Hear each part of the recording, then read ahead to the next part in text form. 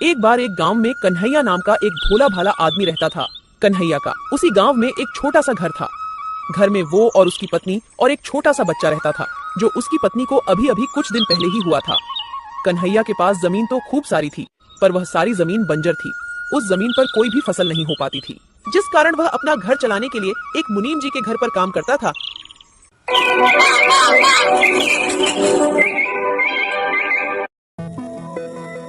भाग्यवान, ओ भाग्यवान, आज मुझे मुनीम जी के पास बहुत सारा काम है। आज मुनीम जी का अनाज बाहर शहर बिकने को जाएगा, तो मैं आज खाना खाने नहीं आ पाऊंगा। तो तुम आज मेरा खाना किसी के भी हाथ मुनीम जी के घर तक पहुंचा देना। फिर कन्हैया मुनीम जी के घर पर काम के लिए निकल जाता है।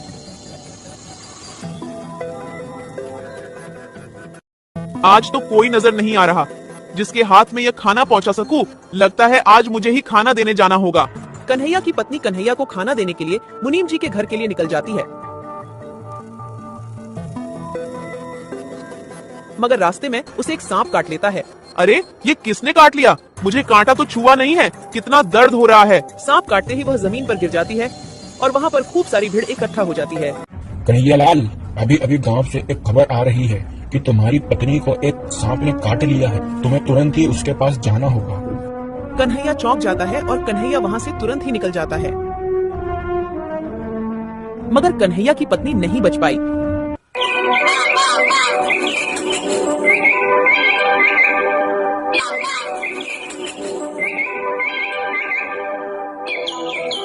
सब खत्म हो गया। तुम मुझे और अपने इस बच्चे को अकेला ही छोड़ गई। अब इस बच्चे को मैं कैसे पालूंगा? इससे बढ़िया तो मैं भी मर जाता। अपनी पत्नी के गुजर जाने के दुख में कन्हैया खूब दुखी हो रहा था।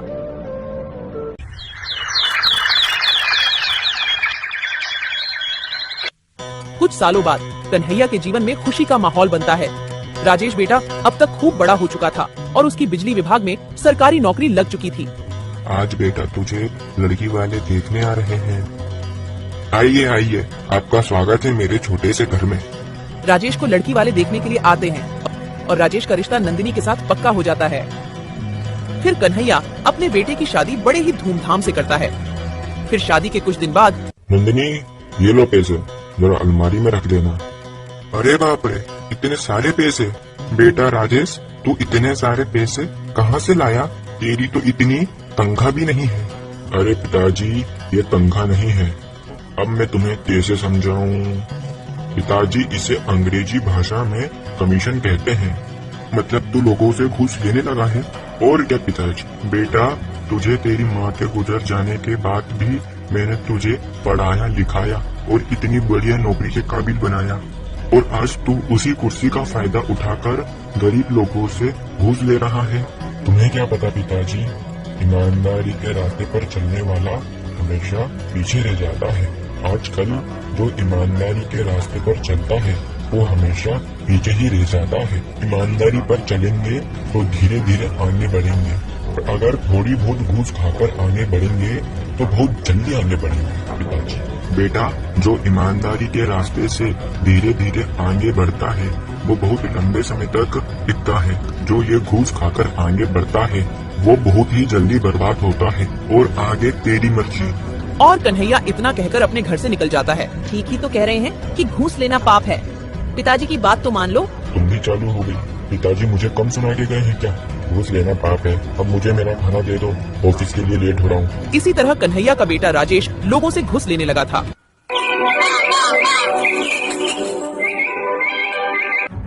वह हर रोज ढेर सारे पैसे लाने लगा, पर कन्हैया को बिल्कुल भी पसंद नहीं था। अरे बेटा, ये मुझे नहीं है पसंद। तू मेरे लिए ये लोगों से घूस खाना बंद क्यों नहीं कर देता? अरे पिताजी, तुम तो मेरे हाथ धोकर पीछे ही पड़ गए। घूस घूस लगा रखा है। मैं ये घूस लेना बंद नहीं कर सकता। तुम्हें मेरे साथ रहना हो तो रहो, वरना यहाँ से निकलो। तुम्हें जरा सी भी शर्म नहीं है? कोई भला अपने पिताजी से ऐसे बात करता है? क्या वो क्या गलत कह रहे हैं? ठीक ही तो कह रहे हैं कि घूस लेना पाप है। कोई ये पाप वाप नहीं है। आजकल सब ऐसे ही काम करते हैं। और तुम ज्यादा मेरी अम्मा मत बनो। तुम्हें भी इस घर में रहना हो तो रहो, वरना तुम यहाँ से निकलो। अरे बेटा, मेरे कारण तुम दोनों आपस में मत लड़ो। मैं ही इस घर को छोड़कर चला जाता हूँ। अरे पिताजी, इन्होंने तुम्हें गुस्से में आकर घर छोड़कर जाने को कह दिया है। आप तो सच में घर छोड़कर जाने को तैयार हो गए। तुम कहाँ पर रहोगे? बेटा तू मेरे रहने की चिंता मत कर, मैं तो कहीं पर भी रह लूंगा। इतना कहकर कन्हैया घर छोड़कर चला जाता है। अरे तुम कैसे बेटे हो जो अपने पिता को घर छोड़कर जाने के लिए एक बार भी नहीं रोका। कन्हैया अपना घर छोड़कर मुनीम जी के घर पर जाता है क्या हुआ कन्हैया, आज तो तुम समय से पहले काम पर आ गए। और कन्हैया मुनीम जी को अपने बेटे की सारी बात बता देता है। अरे बाप रे, तुम्हारे बेटे ने तुम्हें घर से निकाल दिया। ये तो उसने बहुत गलत किया। कन्हैया तुम चिंता मत करो, आज से तुम मेरे साथ मेरी ये हवेली में रहोगे। नहीं मुनीम जी, मैं तो मेरे खेत में ही रह लूंगा। कन्हैया तुम वहाँ पर कैसे रह पाओगे? मुनीम जी मैं वहाँ आराम से रह लूंगा। तुम्हारा मुंह उतरा उतरा क्यों लग रहा है? आज ऑफिस में कुछ हुआ क्या? हाँ, आज मैं लोगों से घूस लेता पकड़ा गया और अब मुझे अपनी नौकरी से भी निकाल दिया गया है। और मैंने जितना भी घूस का पैसा खाया है वो मुझे सरकार को वापस लौटाना होगा। मुझे बिल्कुल भी समझ नहीं आ रहा है अब मैं क्या करूँगा। कन्हैया अपने खेतों के बीच में एक झोपड़ी तैयार करता है और उसी झोपड़ी में रहने लग जाता है।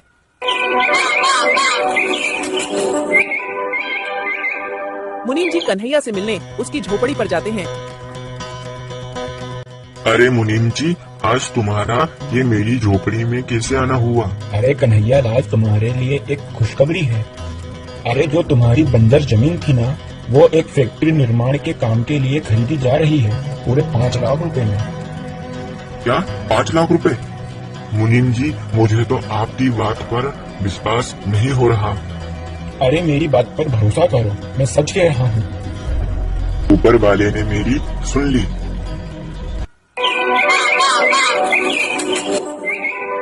कन्हैया अपने बंजर जमीन को बेचकर उसी गांव में जमीन के पैसे से एक बढ़िया सा घर बनवा लेता है। और उधर सरकार द्वारा पैसे लेने के बावजूद सरकार उनका घर भी जब्त कर लेती है, जिस कारण राजेश और नंदिनी को घर खाली करके जाना पड़ा। आज तुम्हारे लालच के चक्कर में पिताजी भी घर छोड़कर चले गए और आज हमें भी घर से बेघर होना पड़ा तुम्हारे लालच के चक्कर में। आओ राजेश बेटा, अब तो तुम्हारा पिता लखपति बन गया है। तुम यह खबर सुनकर आए हो, मैं जानता हूँ तुम तुम्हारे पिता के पास केवल पैसों की लालच में ही आए हो। तुमने आज तक तुम्हारी माँ को देखा?